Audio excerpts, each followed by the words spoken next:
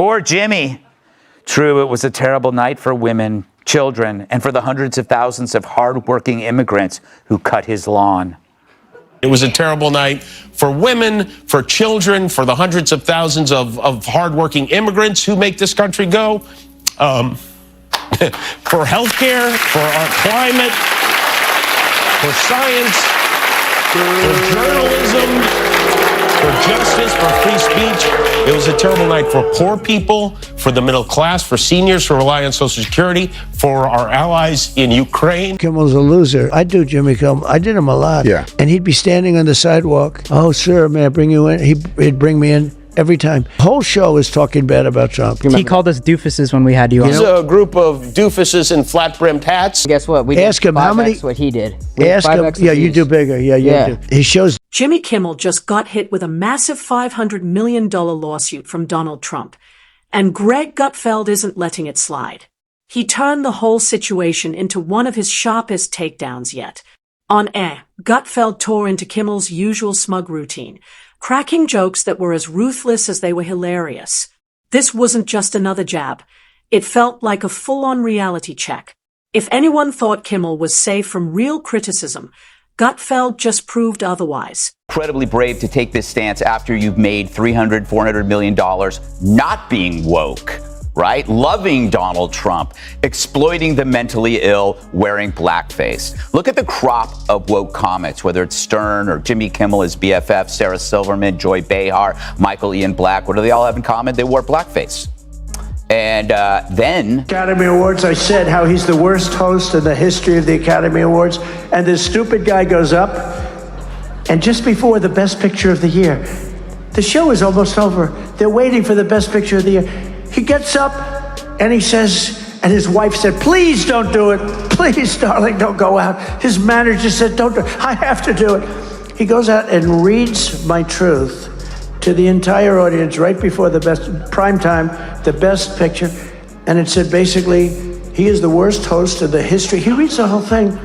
And then I think he said something like, ha, ha, ha, he thinks he bothers me, or some crap like that. I said, he's one of the dumbest human beings ever. He should have listened to his wife. Gutfeld didn't just poke fun at Kimmel. He went all in. His jokes were fast, brutal, and perfectly timed, landing one after another like punches. And with Trump now suing Kimmel for $500 million, the late-night host found himself not just stuck in legal trouble, but also smack in the middle of a Gutfeld monologue that didn't pull any punches. Honestly, it hit harder than Kimmel's recent ratings. And it was a terrible night for everyone who voted against him. And guess what? It was a bad night for everyone who voted for him, too. You just don't realize it yet.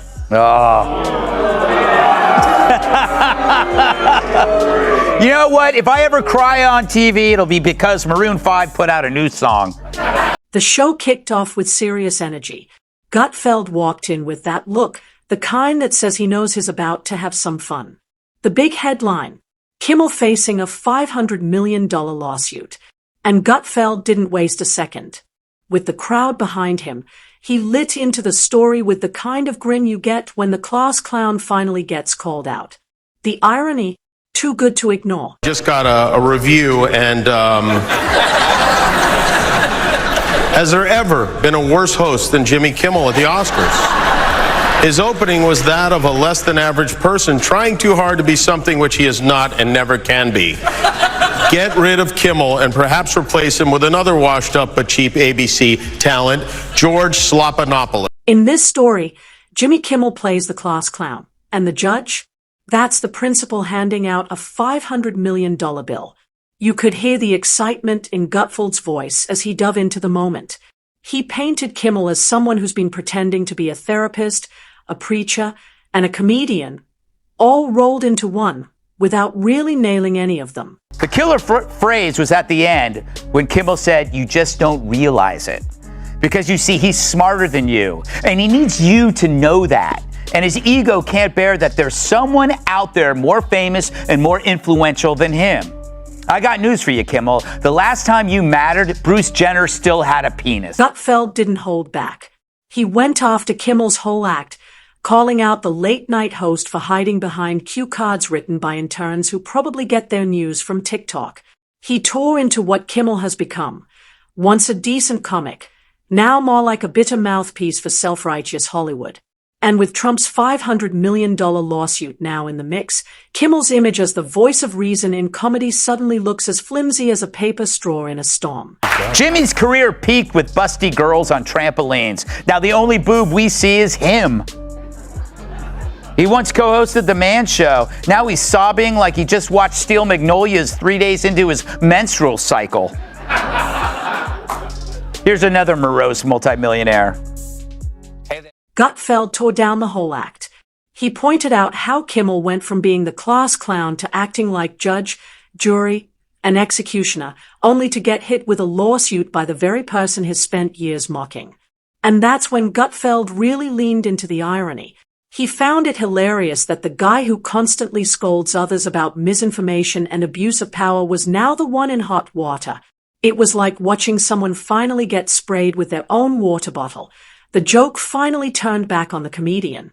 He didn't let up. Gutfeld reminded everyone that Kimmel turned his show into a lecture hall for people looking to feel morally superior.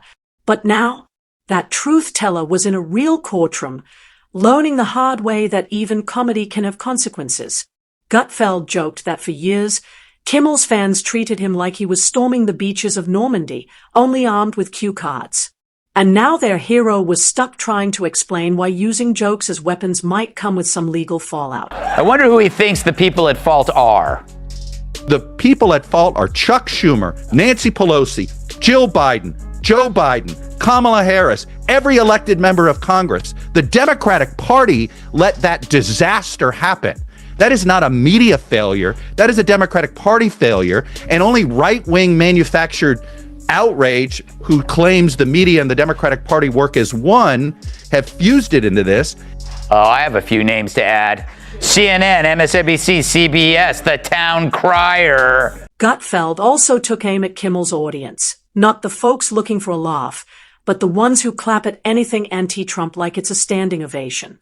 He described them as a nightly therapy circle for people who just want their political views confirmed by a guy in a suit.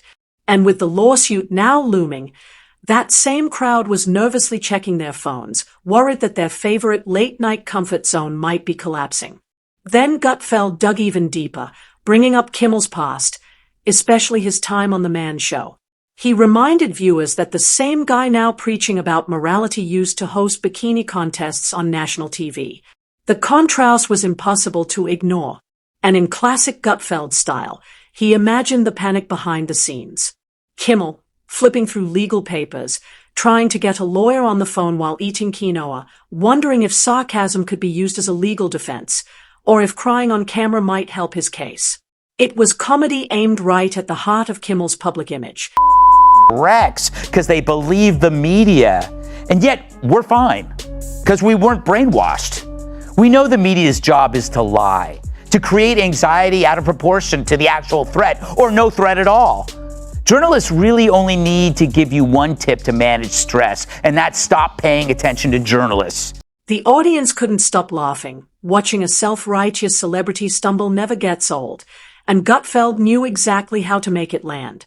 Then he took it up a notch, imagining how Kimmel might handle actually showing up in court. No desk, no cheering crowd, no Twitter army to back him up, just a guy standing in front of a judge, totally exposed like an outdated rerun no one asked for. Gutfeld joked about whether Jimmy might try to toss in a punchline or two, only to realize fast that courtrooms don't come with applause signs. Because once you take away the stage and the cameras, all you've got left is someone who thought he was untouchable, until Trump showed up with a $500 million reality check. Gutfeld laughed at how the media would spin it, turning the whole thing into another episode of Everything is Trump's Fault, even when it's Kimmel tripping over his own words. Watching Kimmel cry.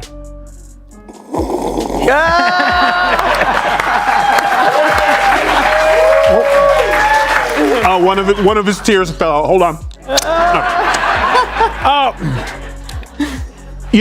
It's funny how this derangement's working, because it only seems to work if you have a camera in front of you. And just when it seemed like he was done, Gutfeld added the final touch, a fake dose of sympathy. He joked about Kimmel's finances, wondering if Jimmy might have to downgrade from his Malibu estate to, heaven forbid, a slightly smaller mansion. Maybe even split the place with a roommate like Stephen Colbert, who might be next on Trump's list if the jokes keep coming. He even tossed around the idea of a fundraiser. Could Kimmel crowdsource his legal bills? Probably not, Gutfeld said, unless he accepts donations in the form of angry tweets, gluten-free muffins, or NFTs of him crying on air. But Gutfeld wasn't just cracking jokes. He was driving home a point. This wasn't just some lawsuit. This was a public reminder that even the loudest voices on TV don't get a free pass forever. The guy who spent years acting like he was above it all just found out that sometimes the audience pushes back, and sometimes that audience wears a red tie and carries a court order. Is ripe for mockery and ridicule and even gentle humor if you like him. I mean, just Hunter Biden alone, just in the recent stuff. I mean, you could go on forever. But Kimmel has abdicated his role of a comedian. He's now just a political hack, which I'm grateful for, because then I get the turf to myself. I'm not a comedian, but I just filled the gap. That's why I'm beating him every night, because he sat there with that guy and basically he spoon-fed him like he was a dementia patient at a... Gutfeld then wondered out loud, what if Kimmel tries to play the victim? Cue the shaky voice, dramatic pauses, maybe even a few tears for the camera. But Gutfeld wasn't buying it. No amount of emotional acting could undo years of smug lectures delivered with a smile and a laugh track. For years, Kimmel used his show to position himself as some kind of moral authority. But now, he's finally in the hot seat, and the scoreboard isn't in his favor. Then came the punch that landed hardest. Gutfeld pointed out something that probably stings the most. Donald Trump is the main character in Jimmy Kimmel's career. The guy who's lived rent-free in Jimmy's head for years just sent him a notice, and it came with a lawsuit big enough to shake a country's budget. And for Gutfeld, that moment, that realization, was the sweet spot. The man Kimmel mocked nonstop is now the reason people are still talking about him. Last night was the 96th Academy Awards show, and while you might have missed it, there was one clear winner. No, not Oppenheimer. It was sanctimonious leftists for their lead role in pretending they are better than you. Winner number one, Jimmy Kimmel. For the fourth time, Kimmel hosted the Oscars before an adoring crowd of Hollywood stars who laughed and curried favor with the man who wore blackface so many times. Because no matter how many jokes Kimmel made, Gutfeld said he was never steering the narrative. Trump was, still is, probably always will be. And with one legal signature, Trump reminded everyone who actually moves the needle. Gutfeld didn't just celebrate it. He revealed it like a magician finishing a trick. He didn't gloat. He demolished. He held up a mirror to Hollywood and let the truth speak for itself. The fake morality, the ego, the double standards, all of it crumbled under the weight of a $500 million lawsuit. And Kimmel, he wasn't just roasted. He was served medium rare, with court papers on the side and a heavy helping of poetic justice. As the audience laughed, Gutfeld gave a quick smike, like a chef stepping back to admire the meal he just finished. His final point: comedy isn't above consequences. If you build your career on mocking others, don't act surprised when the joke turns around. Gutfeld didn't just take Kimmel down. He turned the whole moment into a legal punchline America couldn't stop laughing at. I want to suggest that Kimmel's show has become boring and predictable, but last night during the taping, people in the studio audience were changing the channel. And that's your 7 joke. And somewhere in Malibu, probably surrounded by stress and scented candles, Jimmy Kimmel was likely preparing his next monologue, not in front of a mirror, but maybe in front of his legal team. Because this wasn't just some lawsuit. For Kimmel, it felt personal. A wake-up call. The kind of reality check that forces you to stop and wonder, how many bad jokes did it take to end up here? Gutfeld leaned into that thought, enjoying every bit of it. He pictured Jimmy alone, scrolling through old clips, starting to realize he may have mistaken applause for meaning and moral grandstanding for actual substance. Then Gutfeld imagined what Kimmel's next show might look like, if it even happens. The forced laughter, the awkward jokes, the tension you can't joke your way out of. And with that, Gutfeld let the moment sit. No need to oversell it. Because sometimes the truth, delivered with a smirk, hits harder than any punchline. And when Gutfeld's the one smirking, you know the roast isn't done yet. It's just starting to sizzle.